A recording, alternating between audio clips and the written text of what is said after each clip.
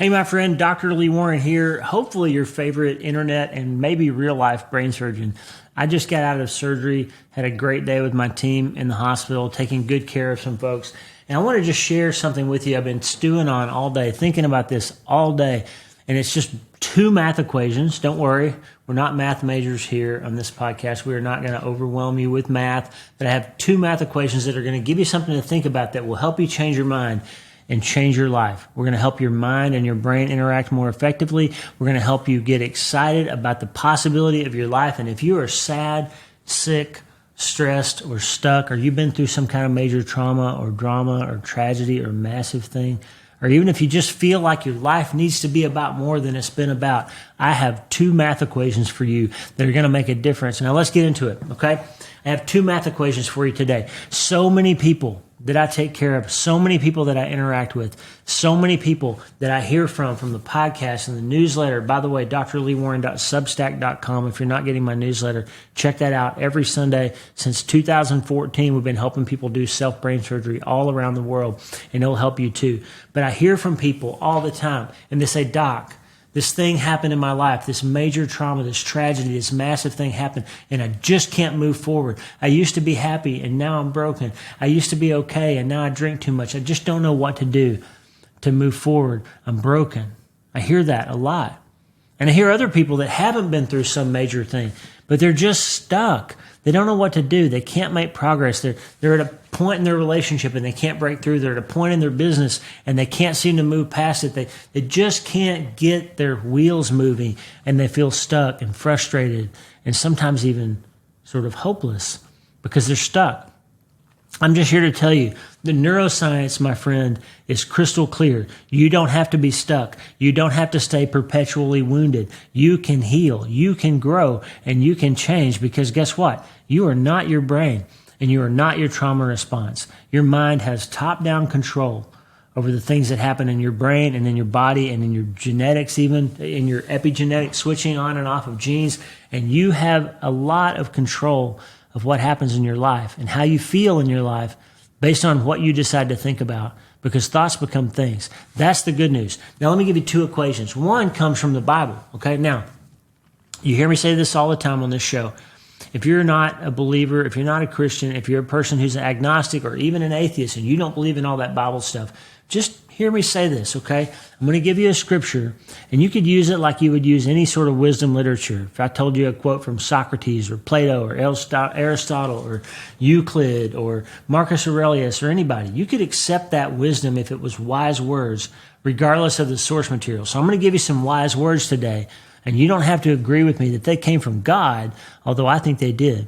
And you can just understand this equation I'm about to give you, and then I'll give you a completely despiritualized, secular equivalent equation that you'll also find useful. But let me tell you one that'll break your brain and help you heal and help you move forward, regardless of whether you agree with me that the guy who said it was actually your creator or not, okay? So just trust me. I'm a good doctor. I'm going to give you some prescription right now that comes out of this equation. John 10:10 in the New Testament says, the thief came to steal and kill and destroy. But I have come that they might have life and have it abundantly. The thief came to steal, S, kill, K, and destroy, D. But I have come that they might have life and have it abundantly, A. So here's the equation. A is greater than SKD. Abundance is greater than steal, kill, and destroy. Now, if you don't believe in God, my friend, if you're not sure what you believe or you don't want to have a conversation with me about spiritual things, that's fine. Trust me, though. Acknowledge with me that you have an enemy in between your ears. You have 5-to-1 negative thoughts. How do I know that? The neuroscience is clear. Everybody's head is filled with thousands of thoughts a day, most of which are negative and most of which aren't true. And somebody in between your ears that sounds a lot like you is commonly telling you that you don't measure up, that that thing that you did is too much. Nobody's going to love you. She's not coming back. He's not going to come back. He's not going to forgive you. You've gone too far. The disease is too bad. There's no hope for you. Whatever it is, you hear that, and it's stealing your life. It's killing your heart. It's destroying your peace. It may be harming and hampering and killing your future. And it would be better If you could find some way to shift gears and move forward to something that looked a lot more like abundance, wouldn't it? So again, whether or not you think this is spiritual, at least agree with me that the neuroscience of what happens in between your brain makes it clear that you have an enemy that is constantly trying to steal and kill and destroy your peace of mind, your sense of purpose, your hope and your happiness and the meaning in your life. And abundance beats steal, kill, and destroy, right? So let's go despiritualize it all the way, and let's just get really practical. And let me give you another equation. B is greater than B.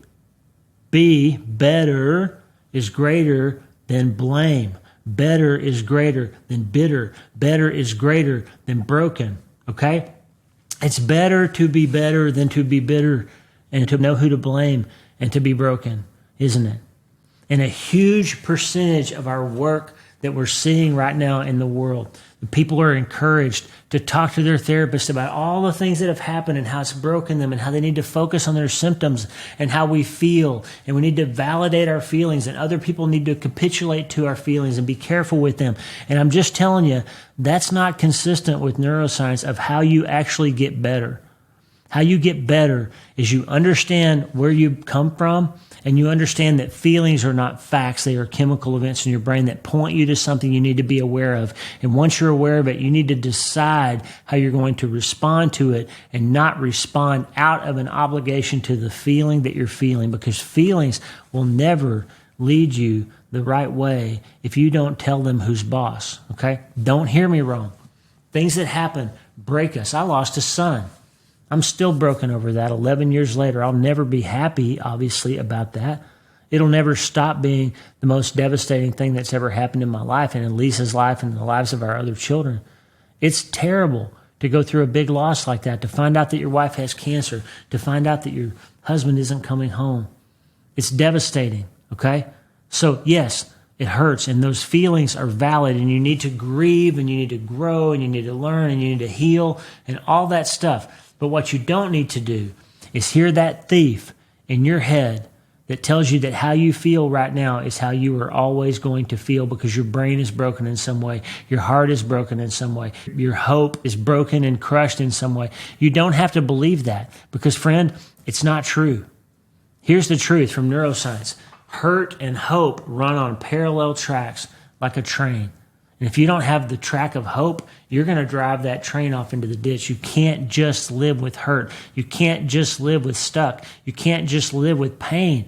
You've got to have hope. Hope is the belief that you can get there from here. That's what my entire book, Hope is the First Dose, is about. My most recent book. Go check it out.